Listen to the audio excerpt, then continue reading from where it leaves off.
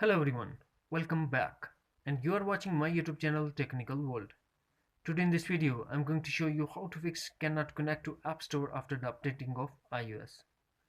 Before start, please don't forget to subscribe and also press the bell icon for latest video notifications. Let's start the solutions. The first thing that we have to do, go to settings, scroll down, find and tap on privacy. Now tap on location and services, scroll down and tap system services. Now find networking and wireless, turn off. Tap turn off. Now wait for a couple of minutes. After that, turn on back. Now we go for solution number 2. Launch settings, then tap general. In general page, tap date and time and make sure that set automatically is enabled.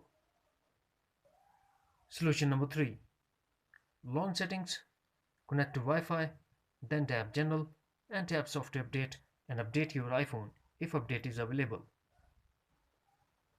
Solution number 4. Launch settings, tap general and tap reset.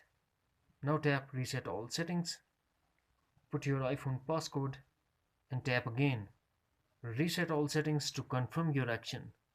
That's it. Friends, if you found this video helpful, then please like and share as well. Thanks for watching. Take care. Bye bye.